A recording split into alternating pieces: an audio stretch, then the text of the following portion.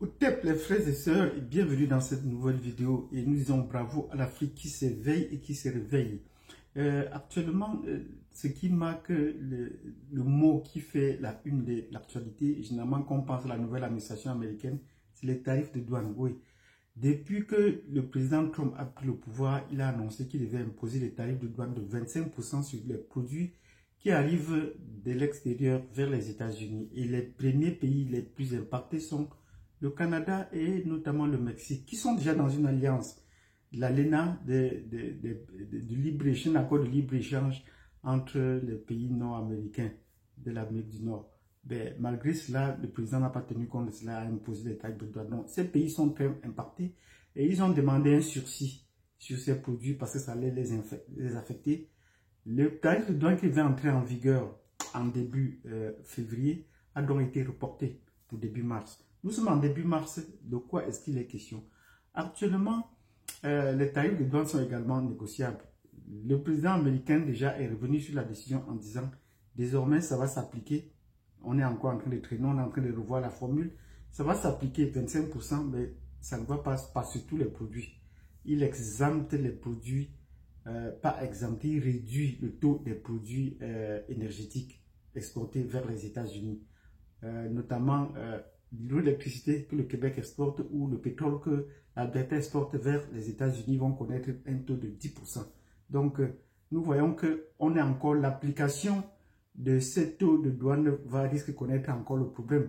Le Mexique s'est aussi également préparé et on va attendre dans les prochains jours la réplique et l'impact. Mais déjà, nous, sur le marché canadien, on se rend compte que certains produits qui étaient largement exportés aux États-Unis ont connu une chute des prix, notamment l'huile de cuisine. Personnellement, je me suis rendu compte que l'huile de cuisine avait connu une chute, notamment l'huile de canola que le Canada produit abondamment. Donc, voilà par exemple l'impact de ce sur le système marché. Et c'est vrai que beaucoup d'entreprises sont déjà en train de mettre, ou ont ralenti leurs activités, ou mettent la clé sur l'opération, en attendant de voir ce qui va se passer effectivement quand les tarifs là vont entrer en plein service. C'est ce qu'il y a lieu de dire. Donc, nous attendons aussi, tout le monde attend et inquiet. On a souvent pris ça comme de la joke, comme de la blague. Mais à fur et à mesure, ça commence à devenir une réalité dans notre quotidien. Oui, les taux de douane de 25%, on ne peut plus rien faire, on n'est pas sûr. Et ça laisse le monde dans l'incertitude économique et financière pour les pays voisins directs des États-Unis. Donc, c'est de cela que nous voulons partager avec vous aujourd'hui pour que vous sachiez comment est-ce que le monde va de ce côté sur le terrain. Et je vous ai déjà pris un exemple. Il y a certains chutes de prix des produits qu'on exportait plus aux États-Unis pour se faire de l'argent. On connaît surtout l'huile de palme, l'huile de cuisine.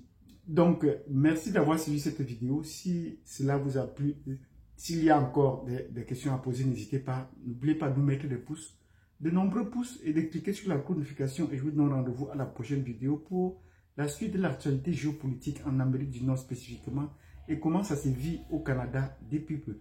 Merci, je vous souhaite de passer une excellente journée.